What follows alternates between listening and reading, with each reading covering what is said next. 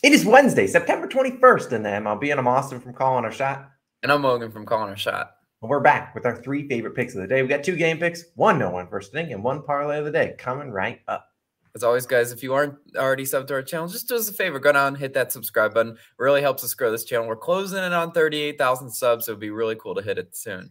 And before I hop into a recap from yesterday, let's talk about a couple videos that will be live on the channel. Our college football week 4 best bets is already live, so go check out that one when you're done with this video. And our NFL week 3 best bets will be live at 12 p.m. We had a great week for spreads last week. Well, that was my favorite spreads in that video. Definitely go check that out. Now let's recap yesterday. It's a pretty solid day, a winning day. We will take that. Royals, clutch up. Zach Greinke and the boys, they get it done. They clutch that first 5-run line. Tigers, Orioles, no one first inning. I don't believe we had a single base runner. And then our only loss of the day was Rays money line. Now, Logan, I'm going to throw it to you because I believe you have some thoughts on that pick because you promised the fans something yesterday. I did promise the fans something. And you know what, Rays? You sold the sweep. You sold me. You made me look like a fool 2 days in a row picking the same team. I tried a new strategy where I doubled down on the team that lost yesterday, and they said, here's 2 L's for you. They got shut out. With their 2 best pitchers, that really honestly shouldn't have happened. Enjoy the free money on the Astros. But today, clown nose aside, we're going to it. We're going to a total in this one. I'm screw picking sides. We're going to the Giants versus Rockies game, and I'm taking the under 9.5 total runs. Plus 100 odds on points bets, your best value on this one, as Austin's showing here. Now, you can get this over-under at 10, but I kind of like the 9.5 at plus value. The way I look at this and the way I look at Coors Field over-unders is it's either soaring over, probably the 15 runs, or it's staying under at like 7 or 8 runs.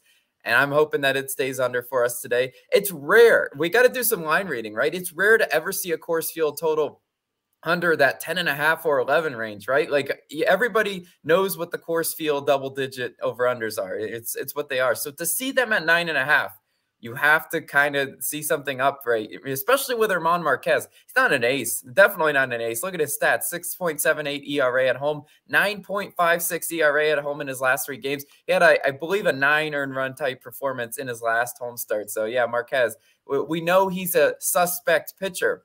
But he has, if you look at his last 3 starts, a couple 2 earned run type games in there. So he has been, to me, putting it together recently. And he's been decent versus San Fran, right? San Francisco, 4.5 ERA and a 1.33 whip versus the Giants. I mean, I'll take that for him, all right? That's actually good numbers, believe it or not. And also San Francisco's offense, not juggernauts by any stretch, right? 220. They're only batting 221 in the month of September. That's 27th in the majors. So I think Marquez, call me crazy, can go out and not be catastrophic, right? Catastrophic being like a 6 or 7 earned run type performance. I think he'll be solid. Now, on the other side, I really do like Logan Webb. Logan Webb, 3.07 ERA on the road. That drops actually down to 2.04 ERA in his last 3 road games. So Logan Webb has been a really solid pitcher on the road. Of course, he's got the tough task of going to Coors Field and pitching in that altitude. But I think Logan Webb can definitely, live up to that. Logan Webb only allowed 1 home run in his last 8 starts. That's important because, the ball absolutely flies out of the park in Colorado. So if he's able to keep the home runs down, which he has been, he should be pretty solid. And last time Logan Webb pitched at Colorado, he went 7 innings pitched, only gave up 3 earned runs, and the final score of that game was 5-3. Rockies win. So I like that. As evidence, that one did end up going under. Hope we can repeat that today. Now look at that. Rockies 15th in OPS, 25th in batting average during September. They're not exactly, hitting the cover off the baseball. Their offense is always, dangerous at home, but I still think Logan Webb can handle them. Now, lastly, these bullpens, a little bit suspect, right? We're going to definitely have to sweat these innings, but I'm hoping the starting pitchers can get us far enough to where these bullpens only allow a few earned runs type each. Colorado 28th in bullpen ERA, San Francisco 20th in bullpen ERA. Just starting pitchers need to do your jobs in this one, and I believe we can get a Coors Field under in this one, and I really do like that for our first pick in this one. But Austin, I hear you back there. What do you got for the people? I'm back, baby. You see my All Rise shirt, but that's not going to stop me from taking this team because I will be going with the Pittsburgh Pirates plus a 1.5 in the first 5. Got to take off the eye patch to read my notes, but obviously I'm wearing this Judge shirt out of respect because obviously he just hit number 60 yesterday. They came back, hit a grand slam to win the game, and that we don't really care about if they win the game or not today. I'm not surprised when we look at the line for this game. We're seeing the Yankees minus 300 on the money line. They're 2.5. And honestly, there's no reason to ever lay 2.5 runs with a team at not good value. You're getting it at like minus 110. So I did consider the Pirates first 5 or, full game plus 2.5, but I'd rather go to this plus 1.5 in the first 5 because you can think the Yankees only have 5, innings to get up 2 runs. And even if they do get up 2 runs, they're going to need a good pitching outing out of Severino. We'll talk about him in a second. But obviously, we know Judge going for 61, tying Roger Maris's record and trying to get the Triple Crown for the AL. So he's on an absolute historic pace, but it can't just be one guy. And today, standing in his path will be my man, Rosie Contreras. Now, Contreras has been pretty solid this year. He'll start for the Pirates, and he's the best pitcher the Pirates have to offer. No way around that. He's been very solid since the All-Star break. Contreras, 2.43 ERA, a 1.11 whip. I mean, this guy's been as good as they can really pitch out there, and I think he can give us a chance today. The fact you're giving us plus 1.5, I like our chances. Now, Contreras, good to know. He's only allowed 10 home runs in 83 innings pitched. Now, in the Pirates Stadium, sometimes the ball flies out of that ballpark too. And while, it's Yankee Stadium, the ball can fly out of there too. But the Pirates, if you look at their stats when Contreras starts, they're 7-8 straight up. So while I'm not betting on the full game, they normally do have a good chance of winning when Contreras is pitching. So go for the 2.5 if you want to be a little bit safer. But they've also covered the plus 1.5 in the first 5 in 11 of his 15 starts. So I like that. Now, the reason I'm taking the first 5 here is because I much rather trust Contreras than I trust the Pirates bullpen, which hasn't been great. And as referenced by yesterday, I don't really want to touch it all too much. Now, Contreras, the reason I'm on this first 5 is because he's likely going to be limited. So limited not because of injury, because they're trying to manage his innings. He's obviously a very young pitcher, and they don't want to go. I mean, the Pirates aren't playing for much these days, except for a draft position. So no reason to throw him out there, run him into the ground with a 100 pitch count. They're probably limited to around 60. They limited him to 55 pitches in his last start. He went 4 innings, and I think he can give us another 4, maybe 5 innings today. Now, on the mound for the Yankees, this is more about Contreras, but on the mound for the Yankees will be Severino.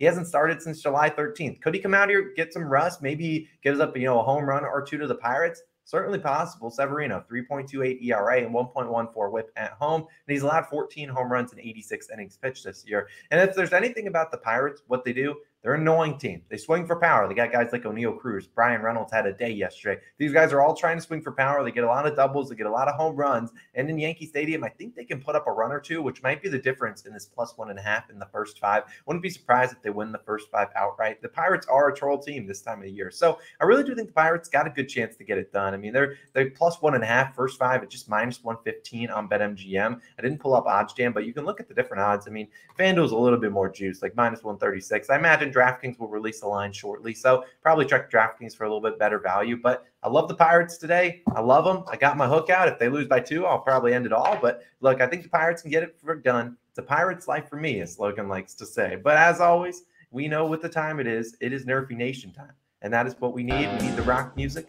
We need the flags, and we need to count. I believe we are 6. Count them up, 6 Nerfies away from the illustrious number 100, which is what we've been striving for all year long. And we're going to dive into this one. Today we're going to one that didn't even get close to hitting yesterday, so it's got to hit today. We are going with the Phillies and Blue Jays. Taking the no one for sitting there, minus 115 on BetMGM. Now, you can see every other book right around the same value. Minus 125. Caesars is the most juiced you'll see. Now, let's dive into this one because yesterday, there were 29 runs in this game. It was a football score. It was 18-11, and they did Yerfy in that game. But you look at who's on the mound for the Phillies today. It's going to be my man Zach Wheeler, 21-12 on no one first innings, 12-0 at home. And it wouldn't surprise me if these two teams come back to earth. Teams that score, double-digit runs. I can't imagine they duplicate with a great offensive performance the next game. And I think Zach Wheeler, although he is returning from injury, certainly capable. Blue Jays, 12th and first inning run. So Wheeler, I need 3 outs, and I think he can get that done. Who's pitching for the Jays today, Logan?